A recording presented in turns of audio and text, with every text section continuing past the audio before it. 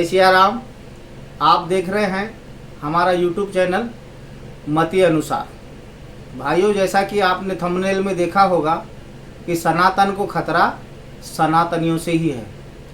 इस संदर्भ में आपके सामने अपने विचार रख रहा हूं कि मैंने ऐसा थंबनेल क्यों बनाया। उसका कारण यही है कि वास्तविक में हमारे सनातन को खतरा सनातनियों से ही है, और उसका कारण आप सबको पता है। लेकिन हो सकता है अभी आपके मस्तिष्क में वो विचार नहीं आ रहे होंगे, लेकिन ये परम सत्य है कि वर्तमान समय में हमारे देश में अगर सनातन को खतरा है तो सनातनियों से ही है। जैसा कि आप समाचार पत्रों में, टीवी चैनल में, यूट्यूब में आप देख रहे हैं कि एक संत दूसरे संत से स्वयं को महान बताने का प्रयास कर रहा है कि सामने वाला संत छोटा है, मैं बड़ा हूँ। सामने वाला संत ज्ञानी नहीं है, अज्ञानी है, मैं महाज्ञानी हूँ। सामने वाले संत को कुछ नहीं आता और मुझे बहुत कुछ आता है। यही हमारे सनातन धर्म को सबसे बड़ा खतरा है।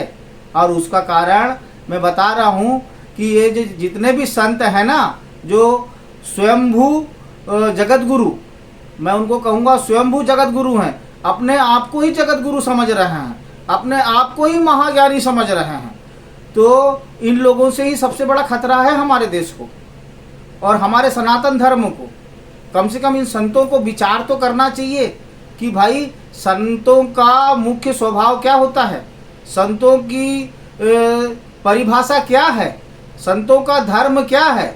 अपने आप को महान कहना, हमने तो संतों से ही के श्रीमुख से ही सुना था कि भाई जिस संत को सबसे बड़ा ज्ञान होता है, जो संत सबसे बड़ा ज्ञान प्राप्त कर लेता है वह उतना ही विनम्र होता है।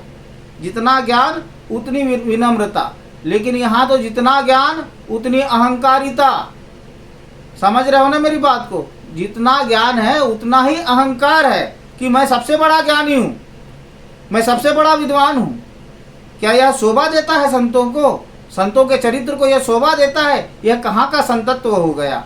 इसी संदर्भ में मैं आपसे कहता हूँ कि आप संतों को पहचानें कि कौन संत सही है और कौन संत गलत है। सनातन को दूसरे लोगों से खतरा नहीं है, हमारे ही लोगों के पर काटने लगे हैं। ईर्षा इतनी हो गई है हद से ज़्यादा कि वह कैसे बढ़ गया, उसको क्यों लोग ज़्यादा पूछने लगे, क्यों लोग जनता ज़्यादा उनको चाहने लगी। बस यही चीज़ है, ईर्षा। और दूसरा है अहंकार। अहंकार इतना छा गया है मस्तिष्क में। मस्तिष्क कहाँ है पता है ना? शरीर के ऊपरी भाग में रहता है मस्तिष्क, मतलब ये ऊपर का माला। और जब सूर्य की किरणें ज़्यादा पड़ती सबसे पहले ना ऊपर का माला गर्म हो जाता है। सूर्य की किरणों का तात्पर्य है ज्ञान से। जहाँ ज्ञान ज़्यादा हो गया तो ये बुद्धि जो है ना, ये हमारी बुद्धि बहुत अहंकारी हो जाती है। और इसी अहंकार के कारण इस संत लोग ना अपना संतत्व, अपनी प्रतिष्ठा, अपना मान सम्मान खो रहे हैं। इनको समझ में नहीं आ रहा है। दुख तो हम जैसे साधारण व्यक्ति को होता है कि संत लोग ही आपस में लड़ रहे हैं। और संत लोग आपस में जब लड़ते हैं तो दूसरे लोगों को तो ताली बजाने का अवसर मिल जाता है, बोलने का अवसर मिल जाता है, हंसने का अवसर मिल जाता है कि देखो तुम्हारा हिंदू धर्म कैसा है, सनातन धर्म कैसा है। आपस में ही लड़ते हैं। तो ये समय आपस में लड़ने का नहीं है ना, किसी को नीचे दिखाने का नहीं है। आप जैसे परम संतों से मेरा यही आग्रह है, यही निवेदन है, यही करबद्ध प्रार्थना करता हूं मैं आप लोगों से कि कम से कम अपने संतत को समझे, अपने संतत को जाने कि हम क्या कह रहे हैं, क्या बोल रहे हैं। आप लोग तो किसी भी ब्राह्मण को बोल देते हैं ये ब्राह्मण नीच है, ये सही ब्राह्मण नहीं है, ये सही संत नहीं है, ये सही भक्त नहीं है। ये क्या भक्त की परिभाषा, संत की परिभाषा आप बताओगे? बताइए, क्या आप लोग बताओगे? इतने महान संत तथा कथित जगत गुरु, अपने आप को जगत गुरु, महान विद्वान। अरे महान विद्वान होने से कुछ नहीं होता भैया। ज्ञान होगा आप में, हम नहीं कहते कि ज्ञान नहीं होगा, बहुत ज्ञान होगा। लेकिन क्या ज्ञान होने से ही, संस्कृत का ज्ञान होने से ही, विद्वान होने से ही, शास्त्रों का ज्ञान होने से ही भगवान को प्राप्त कर लेते हैं क्या? दूसरे लोग नहीं कर सकते। केवट जी को कितना ज्ञान था? कौन सा शास्त्र जानते थे केवट जी? जो सबसे पहले पाद प्रक्षालन त्रेता युग में उन्हीं ने किया ना।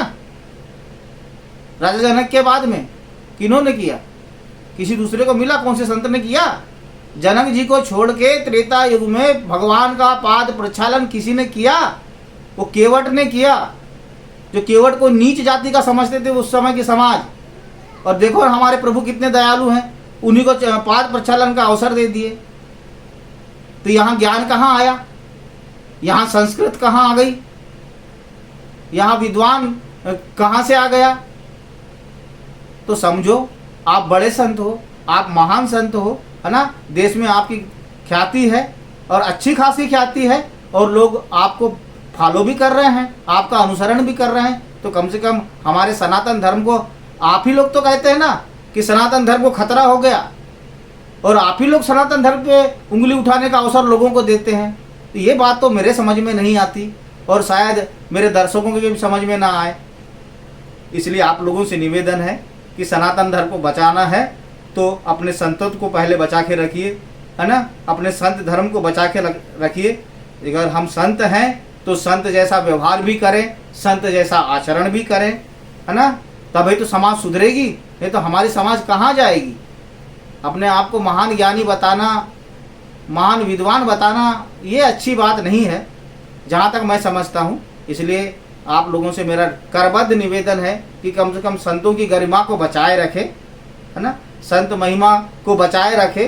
जितने हमारे देश के महान संत हैं उनको मैं सादर प्रणाम करता हूँ। और अपनी वाणी को विराम देने से पहले मैं यही कहूँगा कि यह मेरा YouTube चैनल मति अनुसार है। इसको आप ज़्यादा से ज़्यादा शेयर करें, ज़्यादा से ज़्यादा लाइक करें, और ज़्यादा से ज़्यादा सब्सक्राइब करने में मेरी सहायता करें।